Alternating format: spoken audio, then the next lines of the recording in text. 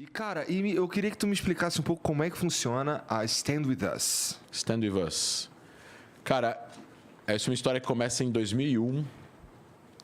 Começa durante a segunda intifada, que foi o levante palestino contra a presença de Israel na Cisjordânia e Gaza. Foi, na verdade, uma guerra assimétrica que acontece nos anos 2000. Eu não sei se as pessoas devem lembrar, teve negociações de paz entre Israel e os palestinos. Por que tu chama de guerra assimétrica? Grupos terroristas contra Israel. Tá. Não era exército contra exército. Entendi. Se a Ucrânia for invadida pela Rússia, vai ser tanque contra tanque, avião contra avião. Aqui era homem-bomba se explodindo em shopping, em ônibus, e Israel tendo que fazer incursões, que é o que acontece hoje em dia na faixa de Gaza, mas naquela época não era na faixa de Gaza, era em geral, era na Cisjordânia também, era dentro de Israel. E aí você não vê o inimigo, você não vê onde o cara está, o cara chega de carro, chega de ônibus, com um casaco, e se explode dentro de um ambiente onde tem civis, normalmente. Mata a maioria de civil. Isso, e se mata. Ele tem interesse de morrer, né? Então é muito difícil você tem que fazer uma série de coisas para poder evitar que pessoas continuem morrendo. Então nessa época, era uma época onde Israel estava usando o seu aparato militar pela primeira vez dentro de territórios onde os palestinos moravam. Até então, o aparato militar que Israel tinha não era usado dessa forma. O aparato militar que Israel tinha era usado mais como uma força policial, uma força de defesa para conter protestos violentos, mas era mais uma forma, mas era mais uma forma de conter protestos radicais, mas não o hardware que a gente fala, tanques, aviões, artilharia, helicóptero e tal, nunca foi usado. É a primeira vez, e as imagens eram muito ruins. Porque início dos anos 2000, tudo isso? 2000, começa em 2000, em setembro de 2000, chama Al-Aqsa, Intifada Al-Aqsa, que é o nome da mesquita em Jerusalém. Era um levante popular, enfim, eram mortos todos os dias. E existia muitos ataques a grupos de judeus nos Estados Unidos, principalmente nos campos universitários, pessoas que se identificavam, tentavam pelo menos explicar a posição de Israel, ou falar pelo menos que os israelenses também não têm que morrer por causa disso. E existia muito antissemitismo travestido aí de ódio contra Israel, e isso acaba gerando aí um encontro de pessoas da comunidade judaica lá de Los Angeles que se encontram e falam: a gente tem que fazer alguma coisa para pelo menos educar as pessoas da comunidade judaica. Nem todo mundo tem conhecimento a respeito da história de Israel, de como se deu essa situação, do que gerou tudo isso, porque não tem como explicar. Para você explicar 2001, você tem que explicar o que aconteceu desde 1860, né? Que tem que passar pela história inteira. Então, era uma organização que se criou como organização educacional para educar as pessoas dentro e fora da comunidade judaica. Assim, visando diminuir a falta de conhecimento. E a tese se você diminuir a falta de conhecimento, você aumenta o conhecimento. Se você aumenta o conhecimento de alguém sobre qualquer assunto, a pessoa vai ser menos radical sobre aquilo. Ela vai ter uma ideia um pouco mais equilibrada. Faz sentido. Né? Se você não tem nenhum conhecimento sobre um assunto, você pode ter uma ideia totalmente desviada da realidade sobre qualquer assunto. Né? Principalmente um assunto acadêmico, científico, onde tem provas, né? Onde tem dados, números, etc. e tal. E aí ela se espalha, enfim, a organização cresce, abre vários escritórios nos Estados Unidos, no Canadá, na Inglaterra, em Israel em si também, em 2004. E aí a minha história entra junto com eles em 2014, teve uma guerra em Gaza que demorou 50 dias para acabar, né? Israel contra o Hamas e a Jihad Islâmica em Gaza. Eu ainda morava em Israel, a gente vai falar disso. Aí eu vim para cá, fiz um monte de palestras aqui, foi a primeira vez que eu viralizei assim no Facebook na época, com postagens que eu escrevia. Eu fiz várias palestras aqui durante 30 dias, voltei para Israel, voltei para cá para morar um tempo aqui. E acabei trazendo a Stand With Us Brasil, que é o Stand With Us de lá, Brasil, Stand With Us, né? Fique conosco em inglês, para o Brasil, para trabalhar fazendo cursos, palestras, seminários, promovendo debates, qualificando aí o debate a respeito desse assunto. Dá para dizer que foi você que trouxe para o Brasil, então? Isso, eu junto com voluntários, né? Eu sou executivo, mas assim, tem um grupo de pessoas voluntárias, doadores, pessoas que ajudaram a criar uma ONG, né? É uma organização da sociedade civil, aberta, com CNPJ e tudo mais. E a gente se sustenta com doações e a gente promove eventos educacionais a respeito dos conflitos no Oriente Médio, com foco em Israel e com conflito entre israelenses e palestinos, o processo de paz também, a relação entre eles, não é só sobre guerra, é sobre paz também, é principalmente sobre paz e não sobre guerra, entre as partes, e também em relação a outras coisas que acontecem no Oriente Médio que envolvem, de uma certa forma, Israel, como, por exemplo, problemas que existem no Líbano, a guerra civil na Síria, a Primavera Árabe, o programa nuclear iraniano, tudo que tem uma certa sinergia com o que acontece também na região. Os acordos de paz que Israel teve com os últimos países, com o Bahrein, com os Emirados Árabes, agora que, enfim, tem acordos diplomáticos entre esses países, não tinham antes, agora tem voo direto entre Israel e Dubai. 300 mil israelenses visitaram os Emirados Árabes no último ano, enfim, todo esse contexto geopolítico que envolve também, de uma certa forma, as relações de Israel na região. Isso é oferecido de graça na sociedade civil no Brasil, tem aulas em escolas públicas, privadas, universidades, cursos de extensão, clube do livro. A gente recentemente agora começou um clube do livro, de discussão de livros sobre a Israel contemporânea, política e sociedade na PUC em São Paulo, no Labo, Legal. Que é coordenado pelo professor Pondé. Ontem teve a primeira aula, 60 pessoas, super legal.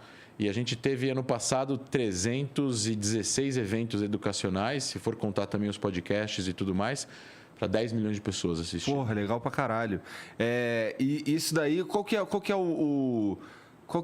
onde que o Stand With Us é mais forte? Qual que é a frente que vocês atacam com mais força? Tu acha que é ensino superior? Então, onde? dentro do... Assim, em escolas, a gente tem mais escolas no ensino médio. A gente teve um ano que em escolas públicas teve muita coisa, teve mais de 200 aulas em escolas públicas em São Paulo, teve mais de 4 mil professores com aulas a respeito desse tema. Mas aí a gente teve uma troca, um funcionário que estava com a gente, um professor já doutor no assunto, acabou mudando de país, a gente acabou diminuindo, depois veio a pandemia, né? Infelizmente, na pandemia, a gente está desde 2018, 2 anos sem pandemia, 2 anos com pandemia. E com a pandemia, a gente aumentou a quantidade de eventos por causa do Zoom, né? É mais fácil. Só que, infelizmente, no Brasil, a quantidade de alunos de ensino público que tem a capacidade de ter o computador e internet boa em casa, ou ter aula no Zoom, é bem menor do que no ensino privado. Então, deu uma diminuída. Universidades, a gente teve muita coisa em universidades privadas, mas acho que se a gente for concentrar, se a gente tem muita presença em mídia social, no Instagram, no Twitter, tanto eu quanto a própria organização, e a gente tem uma assessoria de imprensa fantástica, a gente já teve 450 aparições na mídia ano passado, em diversas entrevistas e colaborações que a gente fez em diversos, quase todos os canais de televisão praticamente abertos e fechados aí de notícias do Brasil, jornais, geralmente artigos. Em circunstâncias legais. Geralmente em circunstâncias de acontecimentos na região. Normalmente não são circunstâncias assim. Em relação a eleições em Israel, entender o cenário político, né? O que vai acontecer.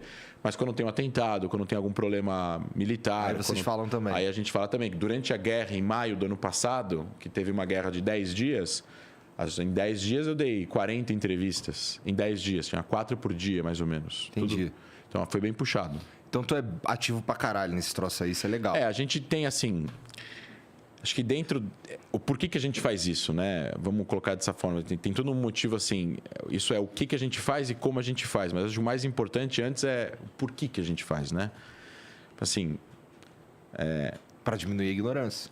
Mas por quê, né? As pessoas estão falando... Tem muita gente que não entende a história da Mongólia, né? Ou de Taiwan, né? Aqui no Brasil, tá longe e tal, tá na Ásia lá... Mas você não vê um ódio exacerbado das pessoas contra o país Mongólia. Ninguém está aqui questionando a legitimidade da Mongólia existir. Assim em Taiwan, assim em África do Sul. Mas existe um questionamento. Mas existe, infelizmente, um questionamento que cada vez está mais disfarçado de opinião política ou crítica ao Estado. E não é crítica ao Estado. Isso vai para Israel. O lugar que mais se critica as ações do governo de Israel é dentro de Israel.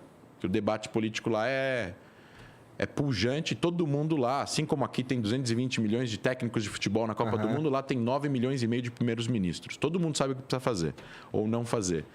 Mas isso não é a questão, não é a crítica a políticas do Estado. A forma como isso é trazido hoje em dia é uma forma muito sutil que deslegitima a existência do Estado, a legitimidade da existência do Estado. Ou seja, eles criticam o movimento nacional judaico que criou Israel, eles deslegitimam, eles inventam, eles mudam a forma como o que o movimento é, que é o nome sionismo, né? Sionismo é o nome do movimento nacional judaico, foi recriado de uma forma política moderna no final do século XIX. E criou mecanismos para que os judeus pudessem ter um lar nacional na terra de Israel, que naquela época era controlado pelo Império Otomano, tinha uma região gigante, eles controlavam toda a região praticamente do Oriente Médio, né, no norte da África, e aquele império se desmantelou com o fim da Primeira Guerra Mundial e os ingleses foram para lá dominar aquela região baixo o mandato da Liga das Nações que antecedeu a ONU. E aí começa, naquela época, uma série de decisões internacionais, que a gente chama hoje em dia de lei internacional, convenções, acordos, documentos assinados, que algumas pessoas podem falar que aquilo não tem nenhuma legitimidade ou não vale nada, mas aquilo é o início, é o primórdio do que nós conhecemos de lei internacional, que é um pouco de regra que os países começaram a concordar entre si para conviver. Para conviver entre eles, exatamente. O que era padrão naquela época não é padrão hoje, o que era comum naquela época não é comum hoje, não é aceitável hoje, por aí vai. Esse é o nascimento do Estado de Israel. Isso, Israel como Estado-nação, como entidade política soberana dentro das nações que hoje em dia existem no mundo, nasce em 1948, mas a história começa bem antes, até isso se tornar uma realidade, assim como o Brasil, a sua independência em 1888, é a mesma coisa. Vários estados se formaram entre o século XIX e o século XX. Até então, o conceito de Estado, o conceito de república, o conceito de soberania nacional, de lar nacional, de nação, é algo que realmente começa a tomar forma pós-Revolução Americana, 2 anos depois, Revolução Francesa, e a gente tem aí o começo da formação de vários estados. E assim aconteceu também não só com Israel, mas vários outros países que se fundaram depois que Israel também foi fundado. A questão é que tudo isso gera um monte de guerra, gerou para árabes que moravam naquela região, uma vez que os acordos não foram aceitos, teve propostas que não foram aceitas, a ONU tentou dividir a região em 2 lugares, em 2 estados, não deu certo, os árabes não aceitaram, teve uma guerra, Israel venceu a guerra um dia depois que declarou independência, e acabou tendo aí uma fuga de árabes que moravam dentro de Israel, os judeus que moravam nos países árabes foram expulsos, o que a gente chama de uma troca forçada de população. Mas esses árabes palestinos que saíram de Israel não foram realocados como cidadãos desses países árabes que receberam eles, porque isso daria meio que eles queriam usar essas pessoas de uma certa forma como massa política, assim, mantendo eles como refugiados ia manter a questão contra Israel, ia manter a questão da guerra, eles eventualmente iriam... Coloca eles numa posição de poder, de certa forma. E eles iriam ser usados para... Não, a gente precisa voltar a fazer a guerra contra Israel para essas pessoas poderem voltar para onde elas saíram. E no final das contas, essas guerras que eles fizeram depois não deram certo. Em 56, em 67, em 73, teve 4 guerras entre estados árabes e Israel venceu todas.